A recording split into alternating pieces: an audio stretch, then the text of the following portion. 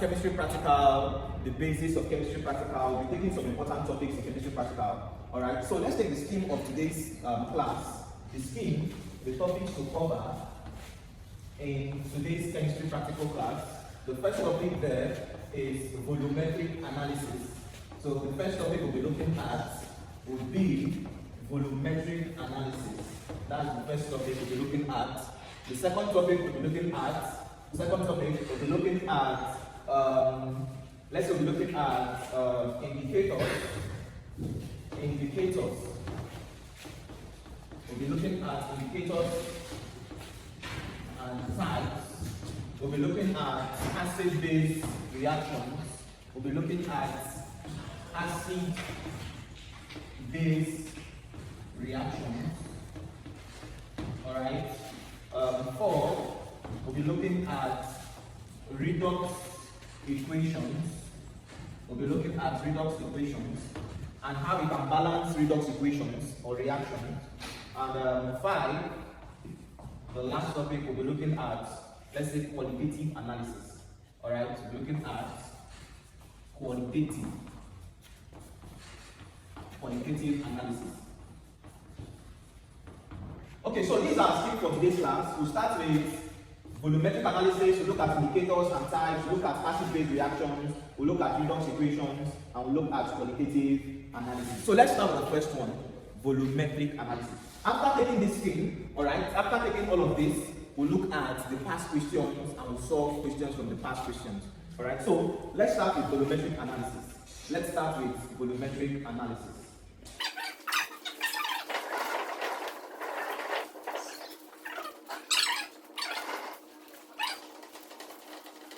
Volumetric analysis. Let's start with the definition of volumetric analysis. What is volumetric analysis? Volumetric analysis is defined. Definition. Volumetric analysis is defined as an area of chemical analysis. Volumetric analysis is defined as an area of chemical analysis that deals with the measurement of volumes. Volumetric analysis is defined as an area of chemical analysis that deals with the measurement of volumes. An area of chemical analysis that deals with the measurement of what? Volumes.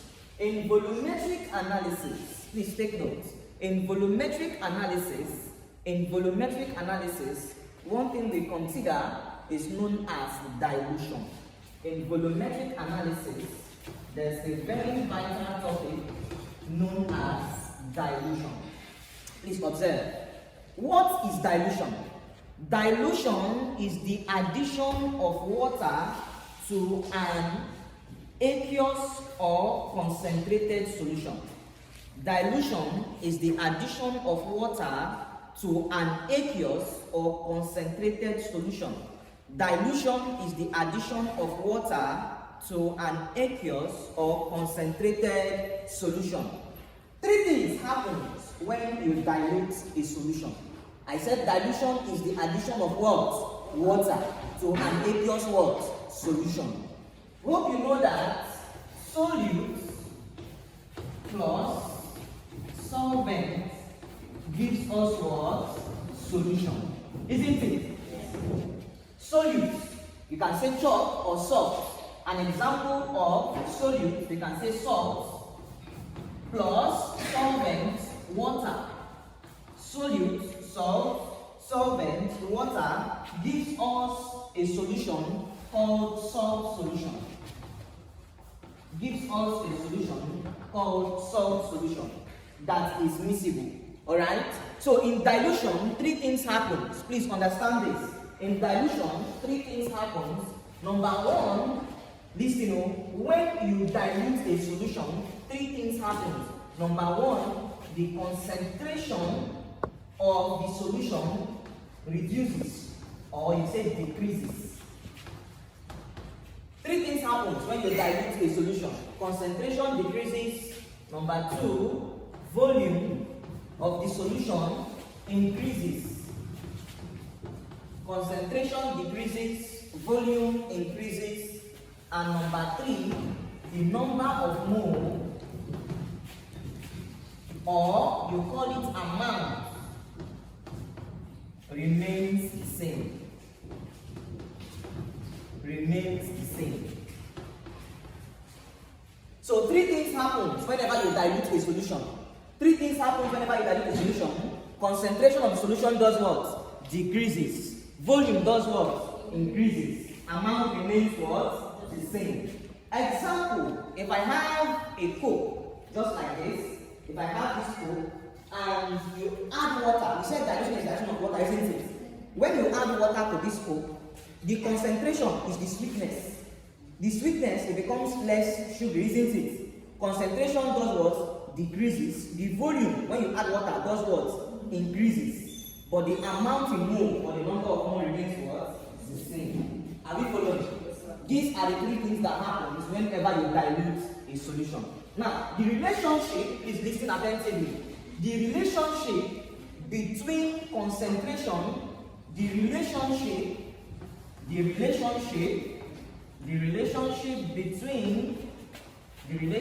between concentration, volume, and amount in mole.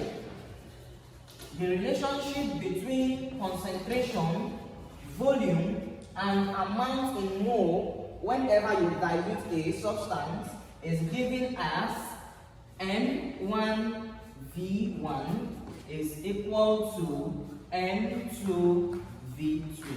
Please take note of this.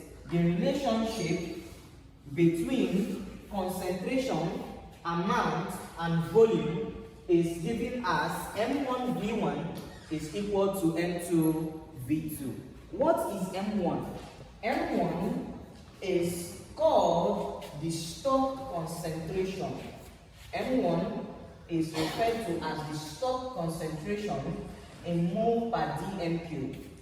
V1 is called the stock volume. V1 is referred to as the stock volume in mil. M2 is called the final or the diluted concentration in mole per dm cube. And V2 is known as the diluted volume in mil. Before you dilute, it's called stock. After you dilute, it's known as diluted. So this is the relationship between volume, number of moles, and concentration whenever you dilute. Question 1 or example 1. Example 1. Calculate the concentration of sodium hydroxide. Calculate the concentration of sodium hydroxide.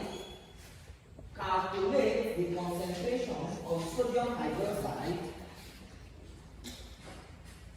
Calculate the concentration of sodium hydroxide that is needed to form 250 ml of,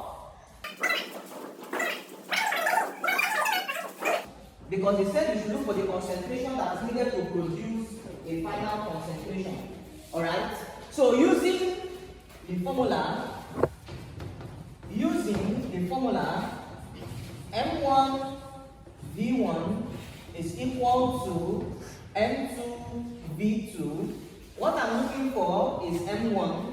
It means my V1 from that question is 12.5 mil. My M2 final concentration is what? 0.5 mole per dm cube. My V2 final volume is 250 mil. Please understand this. And what I'm looking for is M1. I'm looking for M1. They are asking me what concentration is needed to form the final concentration. So what I'm looking for is what? M1. So by substitution in this formula, making M1 subject to formula, M1 is equal to M2 V2 over V1. It means this is equal to, what is my M2? 0.5 mole per dm cube times, what's my V2? 250 mils over, what's my V1? 12.5 mils. Observe, such that my initial concentration, 0.5 times 250 divided by 12.5. What's my answer? 10. Listen up. The unit for concentration is capital M. It's either written as capital M or mole per dm³. Observe. Now listen. We said whenever you dilute, three things happen. We said whenever you dilute a solution, concentration does what? Decreases. Volume does what? Increases. Number of mole remains what? The same. Now observe this. We got our M1 to be what? 10 mole per dm³. The one with the subscript of 1 is the initial. The one with the subscript of 2 is the final. Initial, the one with M, which is called stock, means before you add water. M2 is after you've added water. Are you following? Now observe this concentration. We said when you dilute a solution, concentration does what? Decreases. Volume increases, isn't it? Now look at this concentration. The concentration, M1, initial, it decreased from 10 to what? 0.5. Are you following?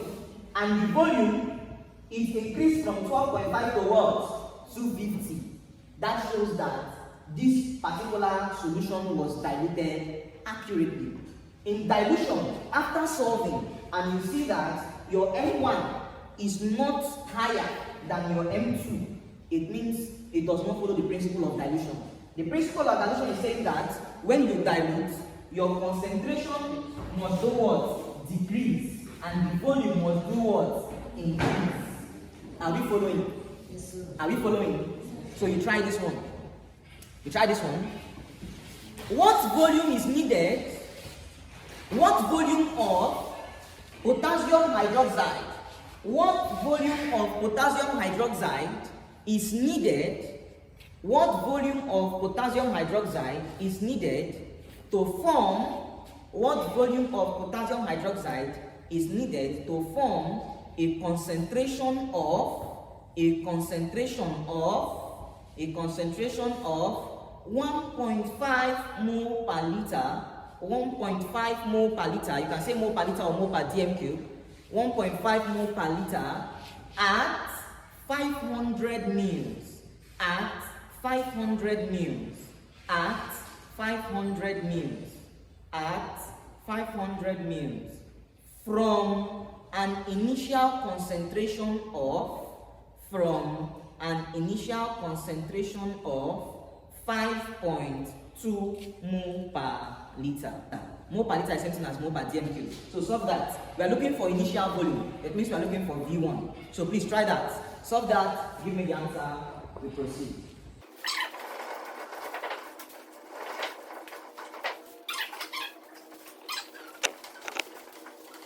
The standard solution is a solution of known concentration.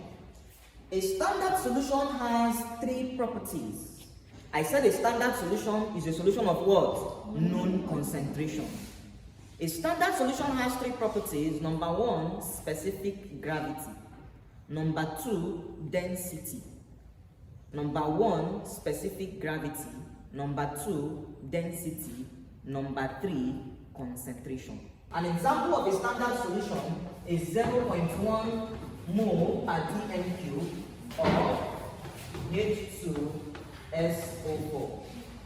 0.1 mole per dm³ of H2SO4. It means the concentration is known already, so there's no need of calculating the concentration. Whenever the concentration of an acid or a base is known or given in any question, it is called a standard what? Solution. If we say a standard solution is a solution of known concentration, what is called a solution of unknown concentration is called what? A solution of unknown concentration is called what? A non-standard. You tried. A solution of unknown concentration is called a non-standard what? Solution. That is the essence of stoichiometry. Please understand this. A solution of known concentration is called a standard solution. But the solution of unknown concentration is called a non-standard what? Solution. It is because we don't know the concentration, that is why we carry out calculations so we can know the new concentration. Let's look at indicators. We'll look at a whole lot of things today. Let's look at indicators. Without indicators, we can't have endpoints in any titration. Without indicators, we cannot have any endpoints in any titration. Whether acid-base titration, redox titration, we cannot have an endpoint.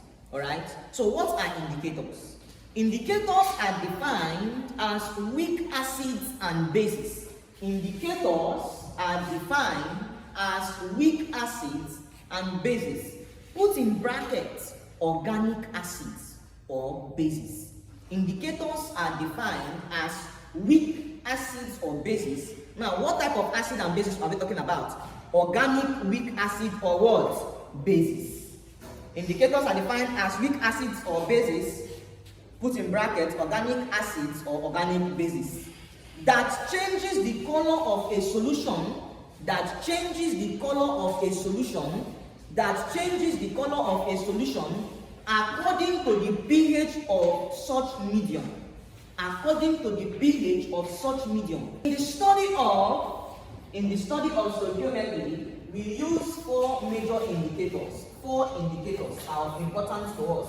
Number one is known as methylchlorine. Number one is known as methylchlorine. Number two is known as methyl red. Number two is known as methyl red. Number three is known as litmus. And number four is known as phenolphthalein. Phenolphthalein. Please observe, you need to know how to spell this. Phenolphthalein. We have four important indicators. What you need to know is the colors of these indicators in acidic or alkaline medium. Alright? We have four important indicators: methyl orange, methyl red, litmus, and what? Phenolphthalein. Let's look at the colors of these indicators in acidic and basic medium.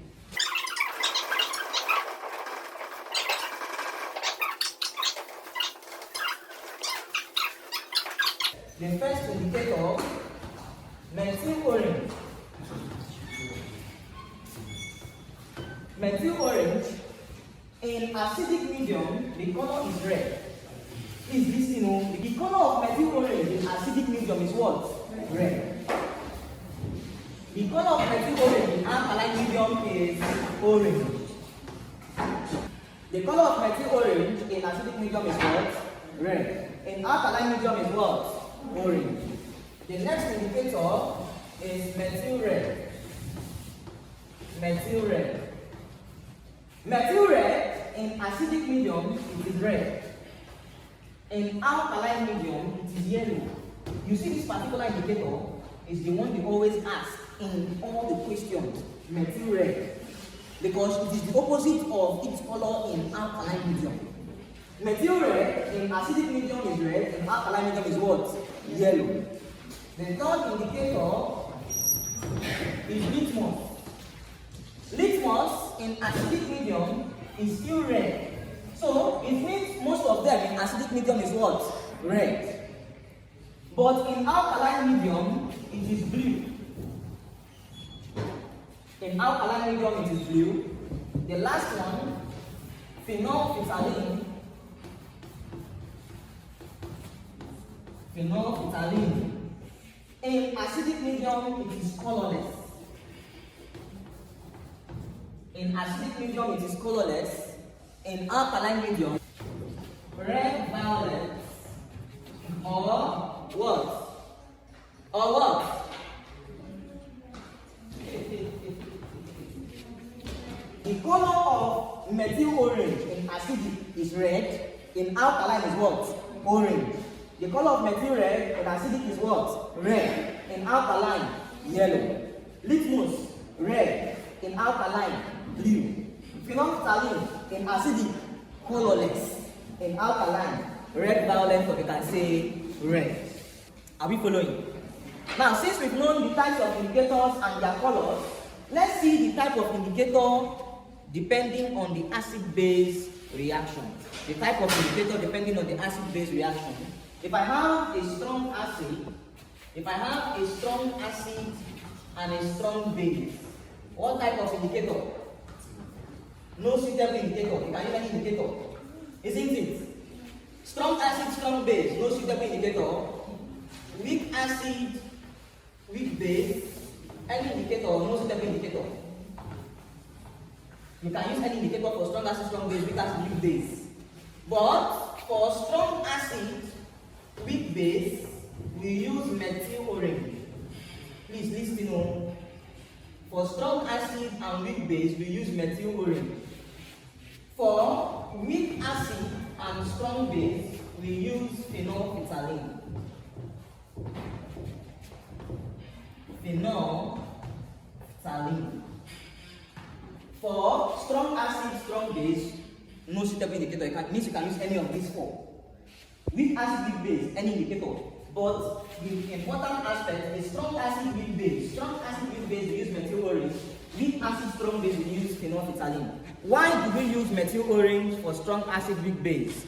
It's because methyl orange has, methyl orange has a pH that is towards the strong alkaline. Like the pH of methyl orange is more basic than acidic. That is the reason. Then the reason why we use phenolphthalein for weak acid, strong base is because this one, the pH is more acidic than basic. Opposites. Alright? I said the reason why we use methyl orange for strong acid, weak base is because the pH of methyl orange, is more basic than acidic. But the reason why we use phenolphthalein for weak acid, strong base is because phenolphthalein, the pH is more acidic than basic. Are we following? Alright. Acid-base reaction.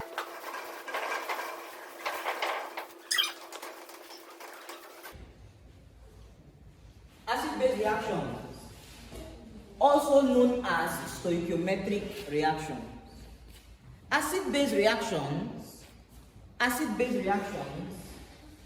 are titrations, or you can say stoichiometric titrations. Acid-base reactions are stoichiometric titration where an equivalent amount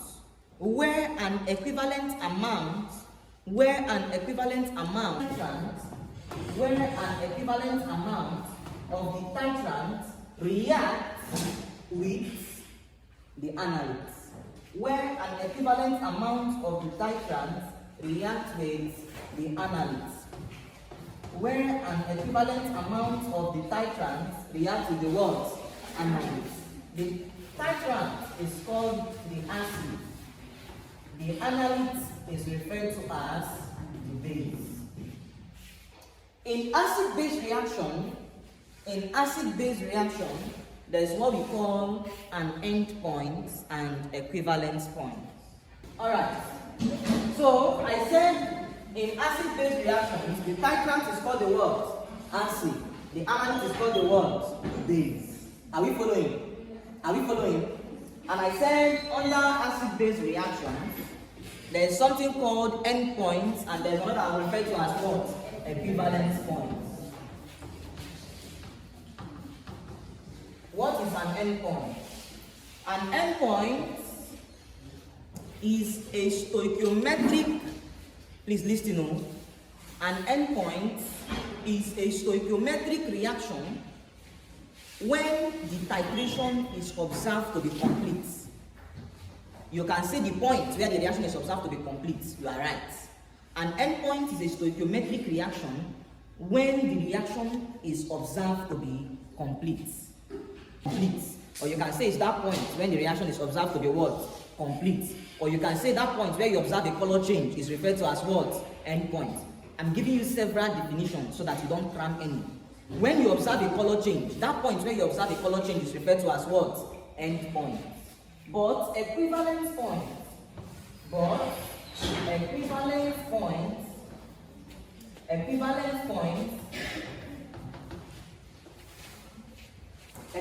point is when the titrant is added to the analyte.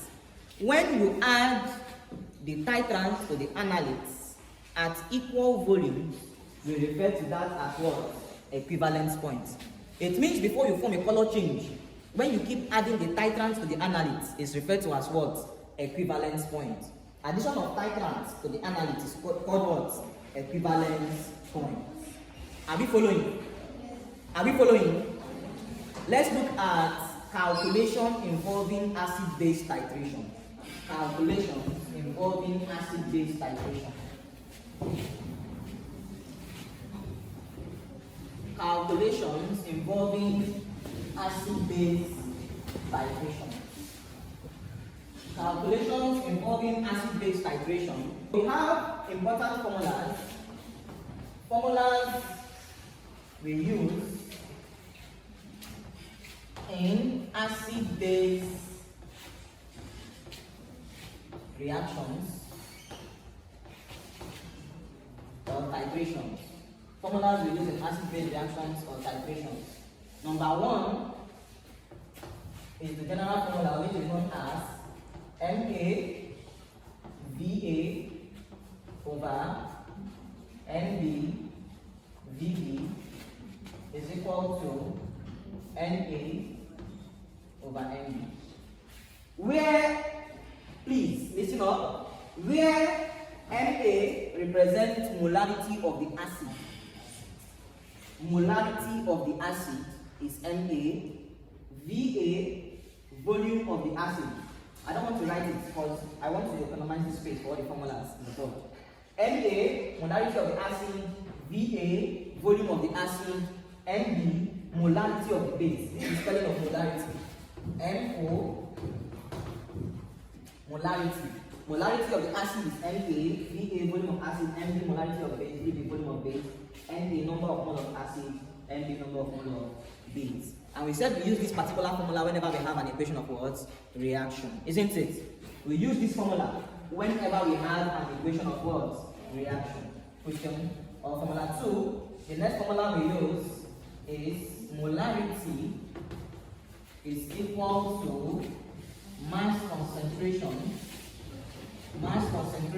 in grams per dm cube over molar mass, the molar mass in grams per mole. The unit of molarity is mole per dm cube. This is the second formula. We use this formula when we do not have an equation of reaction. Whenever you are given a salt that is diluted or dissolved in water, we use this formula. Whenever you are given a salt that is dissolved in water, we use this formula. Are we following? We use this formula whenever we have a salt that is dissolved in what? Water. Whenever you don't have an equation of reaction, we use the second formula. But whenever you have an equation of reaction, we use the first formula. The third formula we're considering is this formula.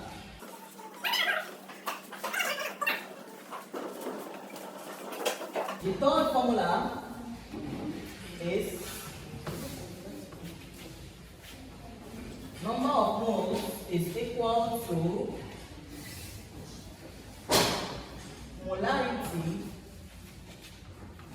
times, please listen, number of moles is equal to molarity times the volume in mil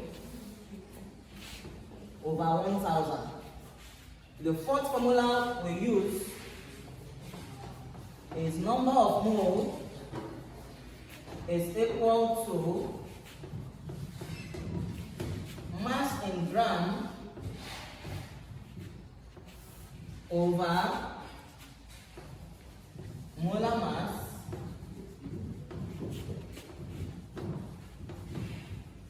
in grams per mole.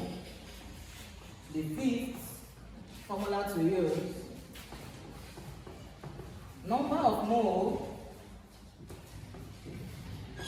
is equal to volume at STP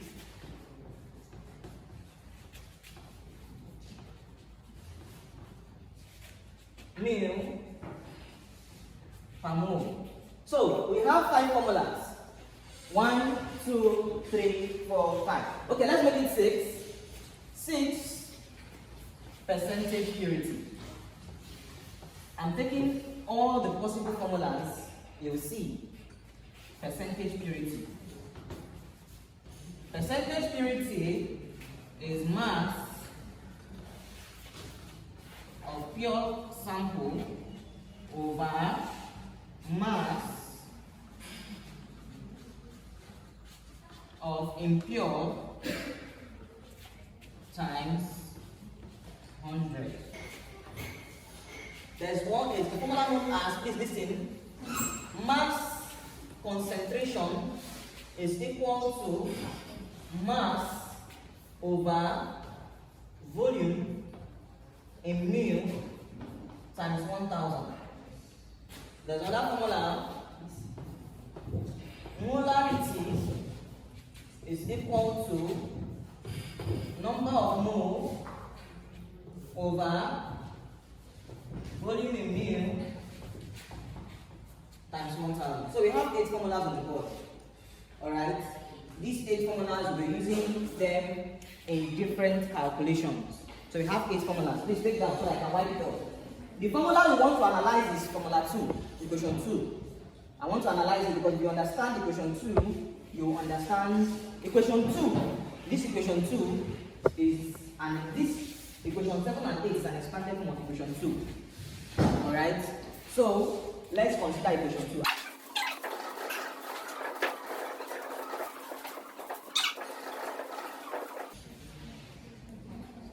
Listen up, please. When they say mass concentration,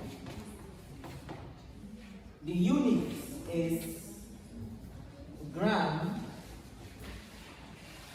per dm3. Please listen up. Listen up. The unit is grams per dm3. If you're doing something else, I'll ask you a simple question. A simple question. If you answer it, if you answer it, go home. Mass concentration. The unit is grams per dm3. The unit is grams per dm3. Gram per dm3. It means 1 gram is equal to 1 dm3, isn't it? I've explained this before. I'm explaining it again. 1 gram is equal to 1 dm3. This means that 1 gram in the lab, we will not measure the measuring instruments, the measuring equipment are not calibrated in dm3. They are calibrated in mils. So converting 1 dm3 to mil is equivalent to 1000 mil. So it means that the implication of grams per dm3, grams per dm3 means 1 gram in 1000 mil of what? Water. That's what it means. Let's take example 1. Example 1. I'll solve this one with you. You solve the next one. It's either you use the alternative method or you use the formula method I gave to you. I'm going to use the both. So it's left for you to use whichever one you want to use in exams. Example 1. Example 1. Example 1. 25.5 grams of calcium chloride, 25.5 grams of calcium chloride salt, 25.5 grams of calcium chloride salt, 25.5 grams of calcium chloride salt was dissolved in 250 mils of distilled water. 25.5 grams of calcium chloride was dissolved in 250 mils of distilled water. Calculate the new concentration of calcium chloride. Calculate the new concentration of calcium chloride. Calculate the new concentration of calcium chloride. I'll solve this, you'll solve the next one. Now listen up. Whenever you see them use that word in your exam, new concentration. If you use the word new concentration, what they are referring to is known as molarity. Please listen. When they say new concentration is the same thing as getting the molar concentration or molarity. I know why I'm saying this, so when we get into the past questions and the calculations, Nobody will have any issue. New concentration is written as molarity. Now listen, let's solve it using alternative method. Using alternative method. And here I will solve using formula method. Using alternative method and formula method will get the same answer. Using alternative method, please listen up.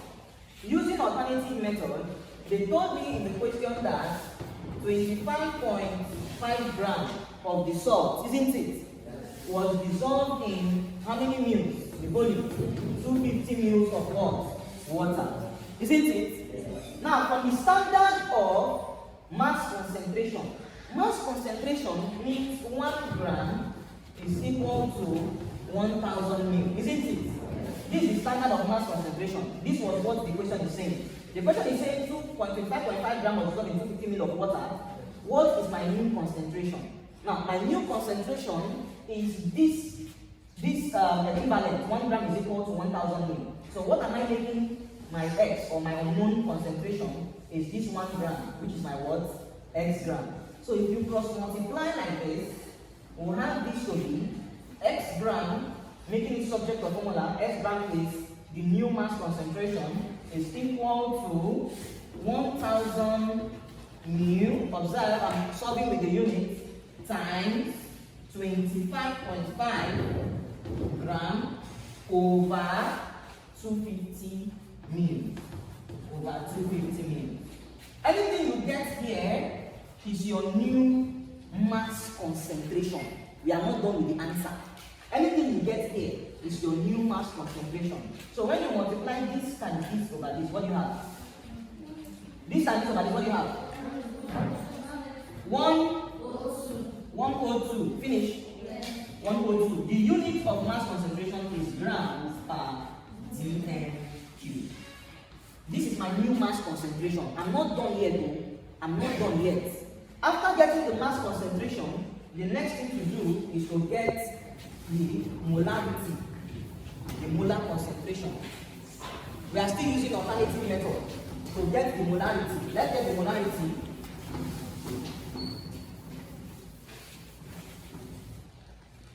Now, to get the molarity, I've gotten my new mass concentration. To get molarity, I know a formula that says molarity is mass concentration all over what? Molar mass.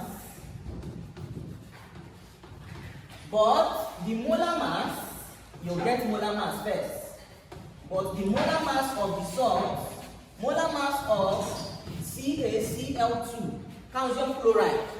The molar mass of calcium chloride is 40 plus 35.5 times 2. Isn't it? 40 is the molar mass of what? Calcium. Chlorine, the molar mass is what? 35.5. So if you do this 40 plus 35.5, what do you have? 1. This is 71. 35.5 times 3 is 71, right? So 111 grams per what? This is the molar mass of calcium chloride. Now let's substitute here. It means the molarity. My mass concentration is what? 102. 102 grams per dm cube over molar mass 111 grams per what? Mole. When you divide these two, what do you have? What do you have, please? 0.918. Like this? Okay, so we approximate to 3 decimal places. So this is 919. 919. The unit is capital M, or we use mole per dm. It means that the new concentration, is 0.919. The new concentration is not this one, no. The new concentration is 0.919. Now let's use formula method. We use the alternative method to get the mass concentration. Now let's use formula method to get the mass concentration. Using formula method, there's a formula I said that molarity, molar mass, or let's say mass concentration is equal to mass over volume times what? 1000. Isn't it? Yes. This using formula method. I want to get the mass concentration, the new mass concentration. If you don't want to use alternative method, you can use formula method. This is the formula. Formula says mass concentration is mass over volume times what? 1000. This means the mass is 25.5 gram in the question over my volume. The volume is what? 250. Isn't it? Times 1000. What do I have? 102. So we have this to be 102 grams per dm3. So whether you use formula method or you use alternative method, you still get the same new mass what? Concentration. After getting your mass concentration, you now substitute into this formula to get your molarity. Any questions? Now try this for me. Try this for me. Calculate the new concentration of sodium hydroxide. Calculate the new concentration of sodium hydroxide. Calculate the new concentration of sodium hydroxide.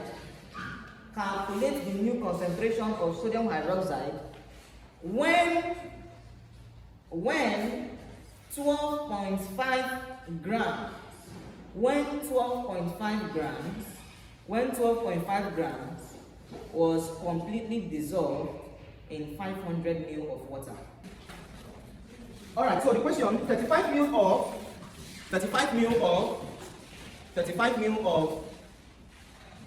of aqueous potassium hydroxide, KOH. Potassium hydroxide is KOH. This is the only theory question in the practical. 35 ml of aqueous potassium hydroxide react with a sample of hydrochloric acid. React with a sample of hydrochloric acid. React with a sample of hydrochloric acid at 0.25 grams. At 0.25 grams. At 0.25 grams for a complete neutralization reaction. At 0.25 grams for a complete neutralization reaction. For a complete neutralization reaction, to give 1 mole of potassium chloride, to give 1 mole of potassium chloride, to give 1 mole of potassium chloride, to give 1 mole of potassium chloride, and liquid water, and liquid water, and liquid water, and liquid water. A, write a balanced chemical reaction for the above neutralization reaction. A, write a balanced chemical reaction for the write a balanced chemical equation. Write a balanced chemical equation for the above neutralization reaction. Write a balanced chemical equation for the above neutralization reaction. B, what is the mole of hydrochloric acid? What is the mole of hydrochloric acid? B, what is the mole of hydrochloric acid? C, what is the mole of KOH? C, what is the mole of KOH? C, what is the mole of KOH? D, what is the molar concentration of KOH? D, what is the molar concentration of KOH? What is the molar concentration of KOH? A, write a balanced chemical equation of reaction. So, the balanced chemical equation is observe. I'm going to solve this one with you. You will solve the next one in the previous past question. The past question, the questions are almost similar, but I will give you the theory. This question alone is 15 marks. Only this question is 15 marks. Please listen up. Always start with the theory question. Remember, you have 30 minutes for the practical. Balanced chemical equation of reaction: HCl plus KOH to give us, they're giving us the product already, KCl plus H2O. Isn't it? Yes. Good. So, since I'm giving this, I will observe. This is aqueous. Please observe in practical. Put the state of matter. Aqueous. This is solid. And this is liquid. Alright? So, let's see if this reaction is balanced. On the left hand side, I have 2 hydrogen. On the right hand side, I have 2 hydrogen. On the left hand side, I have 1 chlorine. On the right hand side, I have 1 chlorine. I have 1 potassium, 1 potassium, 1 oxygen, 1 oxygen. So it is what? Balanced. Are we following? Yes. Now we have done the first part, which is writing the balance equation of what? Reaction. The next part, what do they say in the next part? What is the mole of what? Mole. So I'm calculating the number of what? Mole of HCl. Isn't it? Yes. Number of mole of what? HCl. Remember, they gave me 0.25 grams of HCl, isn't it? Yes. I know a formula that says number of mole is mass in what? Gram over what? Molar mass. When we started this class, I gave you 8 different formulas. Over molar mass in grams per what? Mole. Right?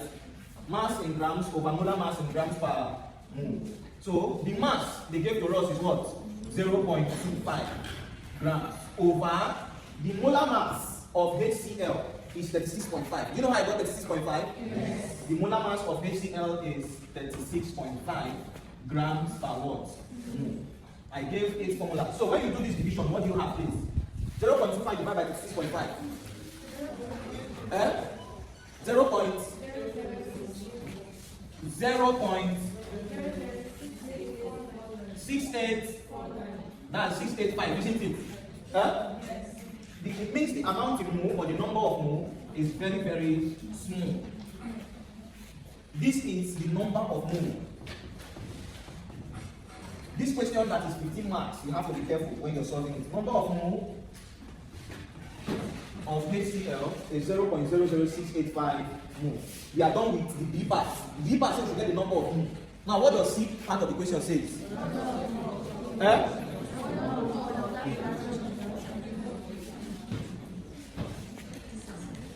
The C part said I should get what? Mole of KOH. The mole of KOH. It means the number of mole. This question is very, very easy. Over easy. Number of mole of KOH. They gave me volume of KOH, isn't it? Volume at over 22,400 cm3. cm3 is something as mu per mole. So this is the formula we're using. I gave you this formula. It's part of the 8 formulas I gave to you. The volume they gave to us is 35, isn't it? Yes. 35 mu over 22,400 mu per mole. When you do this division, the number of mole of KOH, what do you have? 0.156 like this, and this is mole. This is the answer. This is the answer to C of the question.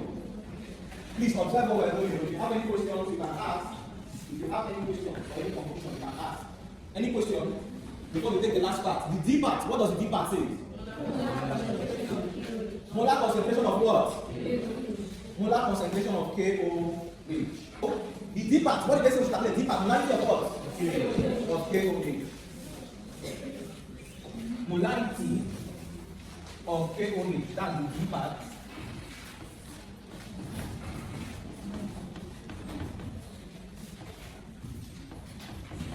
You see that the question is very, very easy.